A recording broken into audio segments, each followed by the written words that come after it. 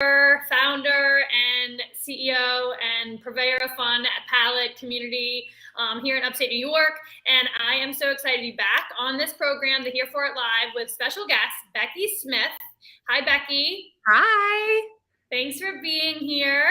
Thank you for having me. I am really excited because I think our connection and relationship that has evolved is all the power of what happens when you put a ton of awesome women in the same room together. So Becky and I met in March at the Female Founders Collective, Female Founders Day. Me and Marcella went out to Austin. It was the first time that I've ever been to Austin, which was such a great experience, but also ever. Yes, and it was also like the weekend of South by Southwest. Mm-hmm. So it's like we did a full day of Female Founders Day, and then we stayed the next day, and we got to go to all these like activations and free stuff, and met more awesome people. Just the energy that weekend was just on next level. So thanks for being here, Becky. And like, why don't you just tell everyone a little bit about you and what you do and why you're so awesome. Oh, you had to add that last part in. That's like the hardest thing for women to talk about, right? Is like tooting our own horns a little bit. But yes. Well, I'm going to make you right now. So I am primarily a photographer. I have been shooting for almost 9 years now, which seems like an absolute lifetime. And also like no time at all. Like I think about it and I just can't even believe how far I have come and how just all of the ways that things have evolved. I also am a mom. I have a almost 2-year-old. She'll be 2 in a week, which seems absolutely insane as well. She was a pandemic baby. We found out that I was pregnant like on Thursday, and then the world shut down on Monday. So she is like the true pandemic baby. I also am a dog mom. My little buddy over here looking out the window on the couch. But I don't know. I haven't done an intro in so long. I'm like, what else am I? I know when you're put on the spot. I was at an event this morning and I was like, please don't call on me. Please don't call me. It's like, I know this about like everything that you need to say about yourself. You already know, but it's just, it's, you catch yourself off guard. It's hard to put it together. And it's like, I joke so much because everything for everyone obviously changed so much during the pandemic, but pre-pandemic, I had such a like nice, neat box of like what I do because I had followed that path that so many creatives take of like niching down and niching down and niching down. And I had gotten there, right? So like, I knew exactly, like I had my elevator pitch. I knew exactly the right type of client, the right type of thing for me to take. And then the pandemic just kind of blew that up and I'm back to like, way out of the box, way out of the niche. And so it's actually gotten way harder to introduce myself or like when people are like, oh, like what kind of photography do you do? I'm like, what don't I do? Like, right. So it's funny. Yeah. That big change. Yeah. And then you, I mean, I feel like you probably were a product of like when everyone became a photographer, it's like everyone's got a camera on their phone now and everyone's doing their own photography. Like I would love for you to kind of explain and share your experience and how you navigated, the congested-ness of like everyone's a photographer. I mean, I've heard that even like, recently where it's like, oh, you don't need a photographer. And I'm like, I'm more like, yes, you do. You need someone to take that professional headshot for you. You need someone to take like beautiful photos of your kids. You can't do it yourself. It's so funny you say that because so when I started, it was also right around the time that like big educators were becoming a thing in the photography world and in the creative world at large. But obviously my experience is in the photography world. And like, it was basically at a time that like you could launch webinars and they were still very few and far between. Like the free webinar to sell a course was like at its peak. And I love learning. I have always like my motto in life is just never, never, never stop learning. And so I took webinars like Tic Tacs. Like I took webinars all the time. I rarely bought courses, but I took a lot of webinars. And so I really followed early on the like find your lane, find your niche. Like if you want to be a wedding photographer, which is what I wanted to do when I started, like you have to only shoot weddings because people want to see that you can shoot weddings. And so I really went through that, and I became a wedding photographer and was doing really well, honestly. I was a wedding photographer for many years, and was trying to figure out how to grow and where exactly I wanted to go. And I went to a really great workshop. It was a wedding photography workshop, but one of my biggest takeaways from the couple that taught it, their names are Luke and Kat, and they really told me, like, because I like shooting other things as well, and they were really the first people to be like, that's okay, right? Like the industry at large had told me, like, if you're going to be a wedding photographer, you've got to shoot weddings. Like, don't show anything else, don't shoot anything else, only take weddings. Yeah. And they were like, that's great, but like, you like doing these other things, like stop being a cover band and go be yourself. Yeah. And so I did, and it completely changed who I am and what I shot. And over the next couple of years from that, I really evolved to where I was shooting 90% events. I was working with a lot of female owned events. I was working with the Female Founder Collective, Create and Cultivate. I was working with companies that throw big events for their employees and for their women. So I took a team to like the Stella and Dot Hoopla every year, and we would do headshots, and we would, and then I started from there working for women owned companies and doing commercial work. And my business evolved so much through that. But through all of it, I really realized that working with incredible women that are growing their businesses and being able to support women growing their businesses was really what I loved to do. And so that's where I found myself. And then the pandemic hit. And I had a few commercial contracts still. I worked for a wine company and was doing a lot of social media imagery for them. And so I luckily was able to kind of survive the pandemic through some of those things. But I also realized that a lot of the relationships that I had forged gave me the opportunity to shoot for those people, the same clients that I had, but just in a different capacity. So now I'm back to doing a lot of family photography, which has been absolutely incredible. And I kind of feel like I'm back in that same place that I was when someone was telling me, like, it's okay to not just shoot weddings, because I'm realizing like the client relationship has always been the most important thing to me. And so it's just evolving even more from that. So yeah, and I also feel like you're a mom now, right? You can't be traveling all over the place to all these awesome women's conferences, which is awesome, right? I'm sure you get a lot just being, I'm like you, where I'm like, I will go to any sort of event just to be in the room, to experience what's happening, because it really is something magical. Yeah. But you can't go to everything, like they're doing another one. It's been, I can't be there. It's been a huge learning curve of like learning to travel again. Because really, it just has really been over the last 6 months, like really since March when South by came back, that events are kind of starting to roll back out. And so I'm kind of navigating what that looks like. And it still isn't as heavy, but like in 2019, I traveled 40 weeks out of the year. So 40 out of 52 weeks, I was on the road for at least a few days. And obviously that isn't what I want my life to look like anymore with having a kid at home.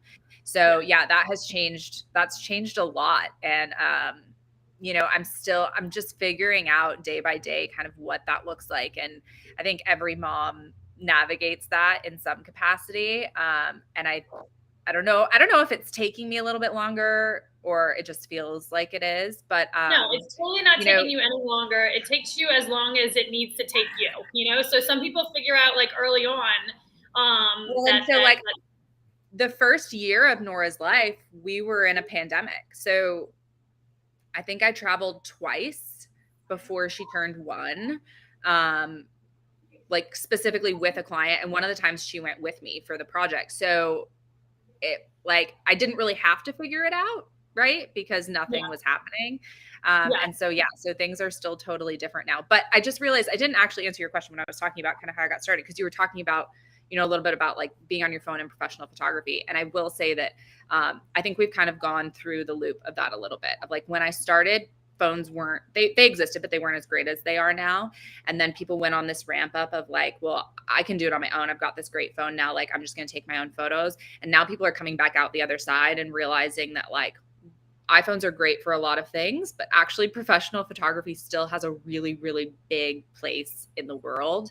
And I think people are starting to realize that again. I have one client that I work with really regularly. It's a family that I shoot for, and they're just fantastic humans. And the mom is like, she wants to have all of her memories, but she started to realize that like her trying to take pictures on her phone was actually preventing her from being in the moment and like being in any of the photos with her kids.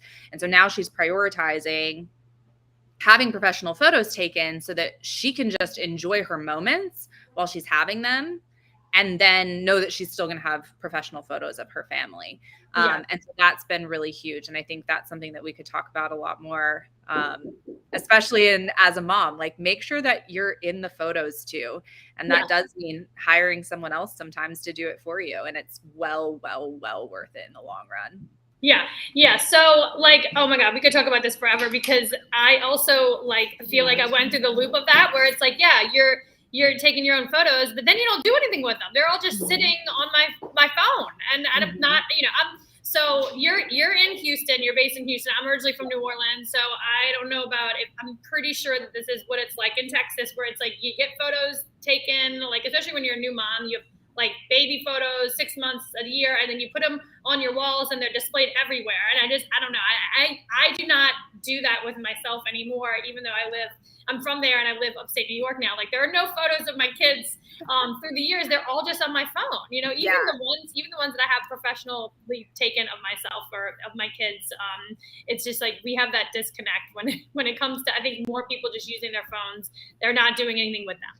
Yeah. And I think that does, like, people also, even when they do have professional photos taken, there's a big push for digital files. I think that is actually changing a little bit too. So anyone who's interested in photography and getting started and like feels like the world is saturated, like it's been that way for 10 years that I've been in the industry. There is always a place for someone who wants to do a really good job. But especially now, I think that people are actually starting to prioritize printing professional images again. I think people still want their digital files, but they're realizing they don't do anything with them. So I actually am a really big proponent of albums. Wall art is great. Don't get me wrong. I love doing wall art with portraits. But I love doing albums because even if they're small, you can have 20 or 30 photos from that session and you can keep it forever. So when you do more photos later on, you're not having to replace wall art, because when you take a piece of wall art down, what are you going to do with it, right? Like you want to put an updated photo up, but what are you going to do with the one that was already there? And so albums are so great because it's like your little memory bookshelf, right? It's like having your photo albums again. I also have one of my friends got me, the baby book that is like, it's a more non-traditional baby book, and it has like pouches and stuff in it, and then like different like milestones throughout the years. And I've actually started just printing like 4x6s, even of some of my cell phone photos, and putting them in there and just making sure that I print them. I think that is something that everyone could really do better of. Yes. And someone actually told me this in college, and I love it. And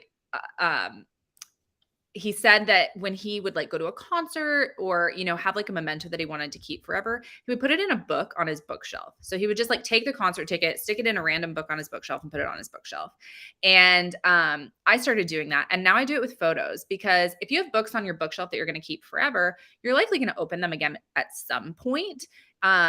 And then you're going to find like this little memento in there, right? Oh like God, it could be 5 years before you ever open that book again. But when you open it up, there's just like a little nugget of goodness in there.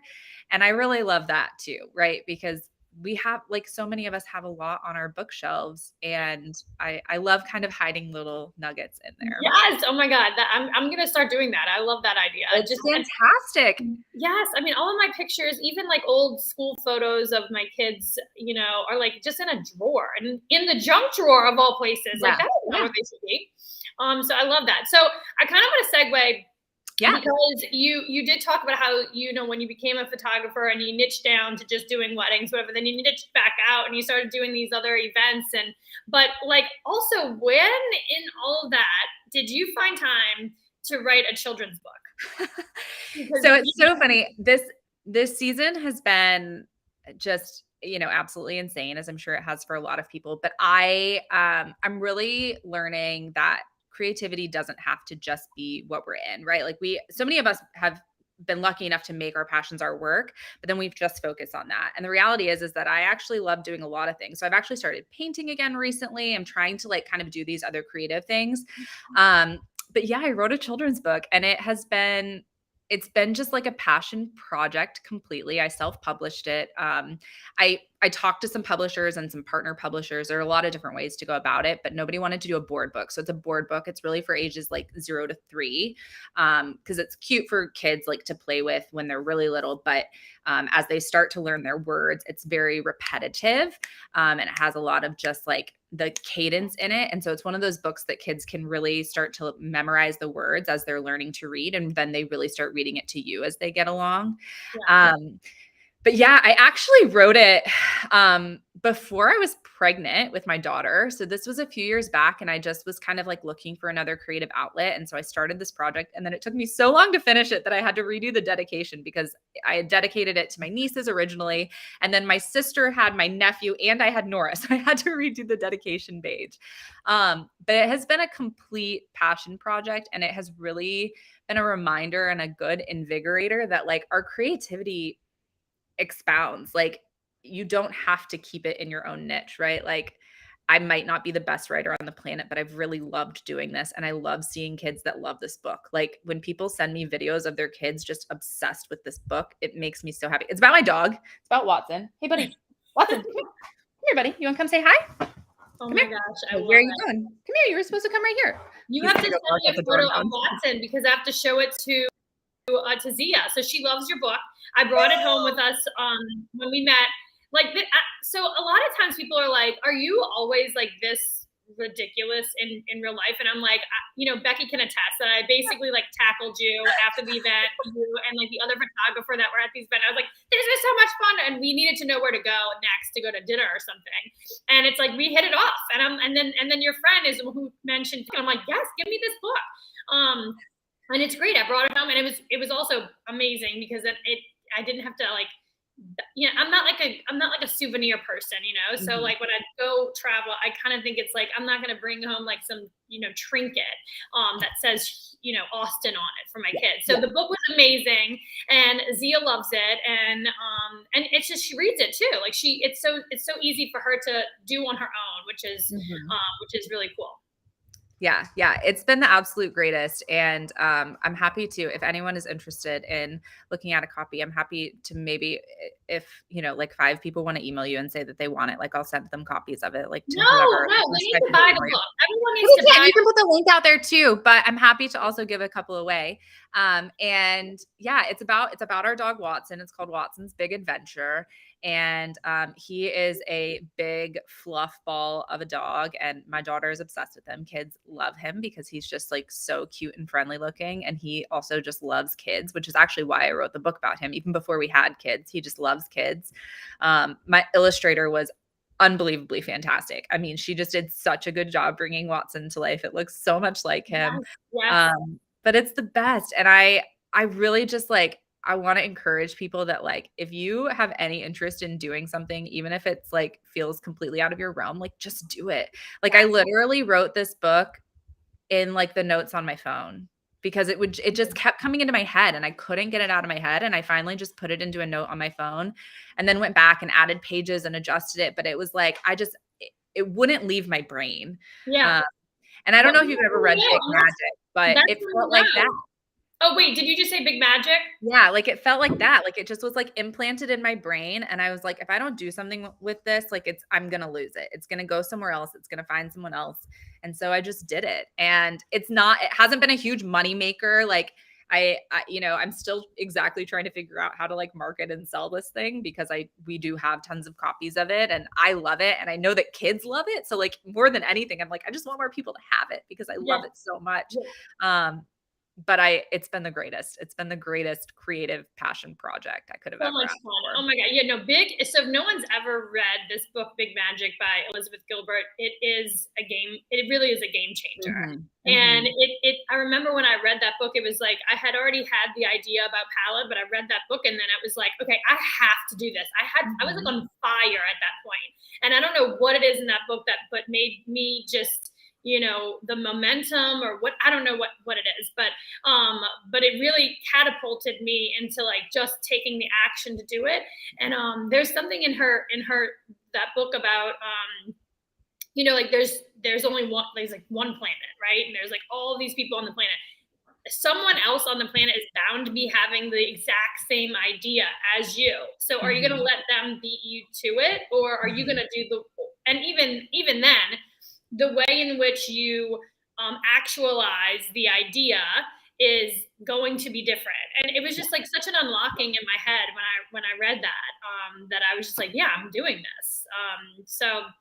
And I think what I love so much about your story is that it's not a board book that really even incorporates photography. It's like, it's not even like a book of photos. It's something totally different and like so cool. And then the other thing that I think is so important to note is that you don't have to sell the book. It's out there in the world now, and it's going to be shared. People are going to tell other people about it, and you're going to be able to sell the book forever because it's like it's out now. So I think there's a lot of just like inspiration and encouragement to others who, I think everyone has a book in them. I think everyone has one. I think you're right. Yes. And oh my gosh, the notes on my phone it's endless. I'm like, in 10 years, I'm going to go through all these notes and be like, oh, here's an idea. Every once in a while I go back through and then I'm like, okay, do I want to act on this now? Like, what do I do with this now? Always write it down for sure. Write it down. Absolutely. Yeah. Well, okay. So tell everybody, like, what's the best place to go and buy this book if they Amazon. Definitely want it. So where do they go to buy it? Amazon. And I can send you the direct link for it. But yeah, it's on Amazon. It's called Watson's Big Adventure by Becky Smith. It's got this cute little fluff ball in it who just we call him the neighborhood watch because he just sits and stares out the window most of the day. Hey, buddy. Maybe he doesn't hear. There he is. I'm like, I wonder if he knows me speaking to him through the I know. He's like, he is so confused right now. He's like, whatever. But he's adorable. He's our old man. He's 9 years old now. He's the best boy ever. But yeah, I would love for you guys to go and buy it. It's on Amazon. It's Amazon Prime. So if you're a Prime member, it ships for free. Cool. Yeah. Awesome. Well, and if anyone is in the Houston area, Becky, that is where Becky hails from. She's an amazing photographer. She doesn't just do weddings. She does much more than that now. And also an author, children's book author. So if anybody wants to connect with Becky, she's on Instagram at Smith House Photo. Thank you so much. I love that we connected this year, and I'm excited for, all the things that we can do together moving forward too. Me too. I can't wait to come and visit you and actually like be in person in your palette locations. Oh yeah. We're literally opening a third location next week. I've been watching all of your construction stuff and I'm just like, oh my gosh. The murals are just so amazing. That's been like my favorite part of watching is like when you share snippets of the art that's going up. It just seems incredible. Yes. So I'm obviously like an art fan. So yes. No, art is so important. I feel like I didn't have enough of it growing up, and I didn't really appreciate. I didn't know what I didn't know, unfortunately. And I am also like committed to learning forever. So it's an endless world of evolution or growing or whatever you want to call it. But I love artists, and it's also one of those. I don't consider myself an artist. I'm a creative person, but like. I can't do what Kendra does, these murals. I mean, and I have so much faith in her. Like, I think some people are like, oh, did you tell her exactly what you wanted? And I'm like, no, I told her nothing. I just told her, do your thing, So she knows what we're trying to say that you don't consider yourself an artist. I'll end on this note because I know you have another meeting that you have to get to. But I wish I could remember who said this. I don't know if I was watching a masterclass. I was watching something recently, and they said, like they hate when people say, I can't paint because they say, and he was like, no, you can't paint like that. Doesn't mean you can't paint. You can paint and you are an artist. Just because your painting doesn't look like somebody else's doesn't mean that you can't paint. That's awesome. And I love it. It stuck with me really, really hard. So yeah, the other thing that I incorporated in my life, I guess probably a couple of years ago, was just adding yet to the end of the sentence. I can't paint yet. I can't draw yet. I can't be a business owner yet, you know? And it really I just love changes that. the whole game when you're communicating and when you're talking to yourself, you know? So yeah, it's awesome. Well, yes, I am now late for We knew it was going to happen too. We knew it was going to happen.